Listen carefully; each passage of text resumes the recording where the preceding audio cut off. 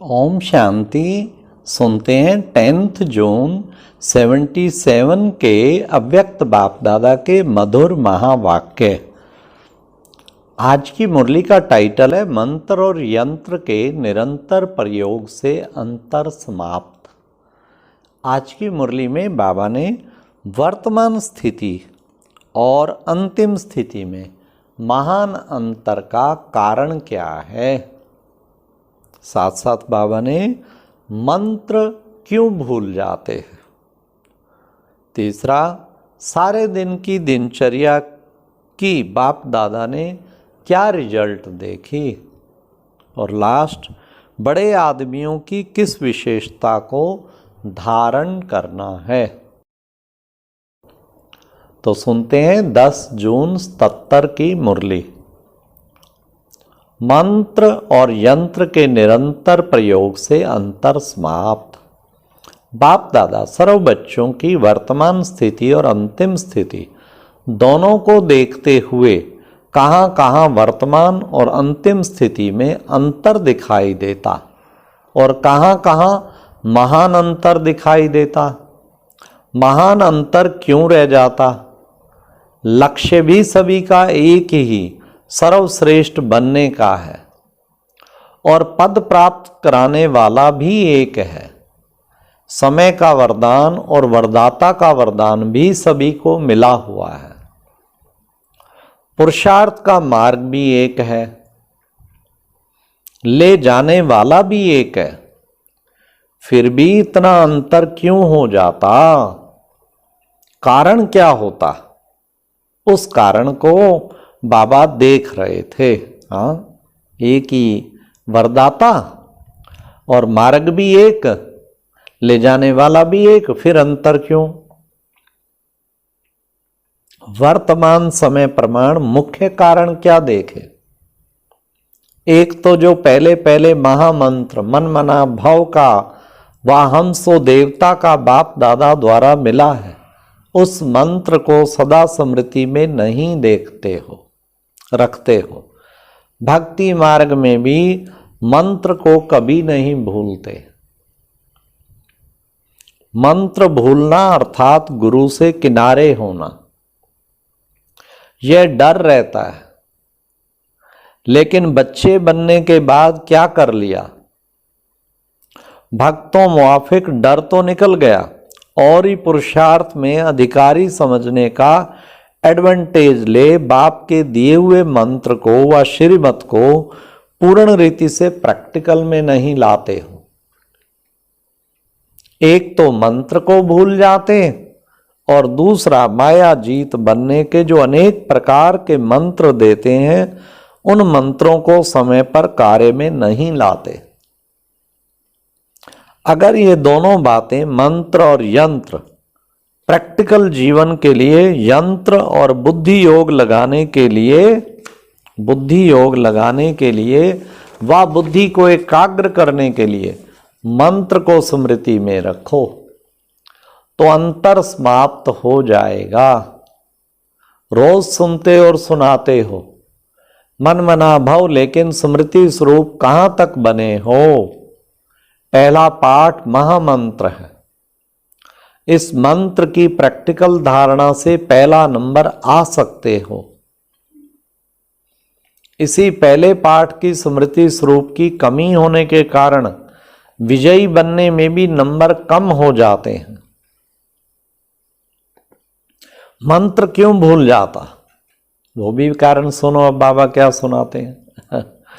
बाप दादा ने जो हर समय की स्मृति प्रति डायरेक्शन दिए हैं, उनको भूल जाते हो। अमृत वेले की स्मृति का स्वरूप, गॉडली स्टडी करने की स्मृति का स्वरूप, अब सुनिए कौन कौन से स्वरूप हैं। अमृत वेले की स्मृति का स्वरूप, गॉडली स्टडी करने की स्मृति का स्वरूप, कर्म करते हुए कर्म योगी रहने की स्मृति स्वरूप, ट्रस्टी बन अपने शरीर निर्वाह के व्यवहार के समय का स्मृति स्वरूप, अनेक विकारी आत्माओं के संपर्क में आने के समय का स्मृति स्वरूप, वाइब्रेशन वाली आत्माओं का वाइब्रेशन परिवर्तन करने के कार्य करने समय का स्मृति स्वरूप सब डायरेक्शन मिले हुए हैं। याद है, जैसे भविष्य में जैसा समय होगा वैसी ड्रेस चेंज करेंगे। हर समय के कार्य की ड्रेस और श्रृंगार अपना अपना होगा। तो यह अभ्यास यहां धारण करने से भविष्य में प्रारब्ध रूप में प्राप्त होंगे। वहां स्थूल ड्रेस चेंज करेंगे और यहां जैसा समय जैसा कार्य वैसी स्मृति स्वरूप हो। अभ्यास है वह भूल जाता है। इस समय के आपके अभ्यास का यादगार भक्ति मार्ग में भी जो विशेष नामी ग्रामी मंदिर हैं वहां भी समय प्रमाण ड्रेस बदली करते हैं। हर दर्शन की ड्रेस अपनी अपनी बनी हुई है। तो ये यादगार भी किन आत्माओं का है? जो आत्माएं संगम युग पर जैसा समय वैसा स्वरूप बनने के अभ्यासी हैं। बाप दादा बच्चों की सारे दिन की दिनचर्या को चेक करते हैं। रिजल्ट में समय प्रमाण स्मृति स्वरूप का अभ्यास कम दिखाई देता है। स्मृति में है लेकिन स्वरूप में आना नहीं आता है।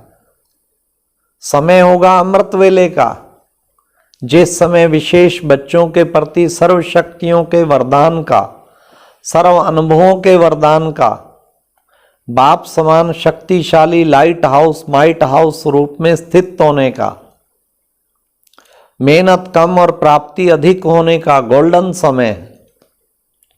उस समय भी जो मास्टर बीज रूप वरदानी स्वरूप की स्मृति होनी चाहिए, उसकी बजाय समर्थी स्वरूप की बजाय बाप समान स्थिति का अनुभव करने की बजाय कौन सा स्वरूप धारण करते हैं?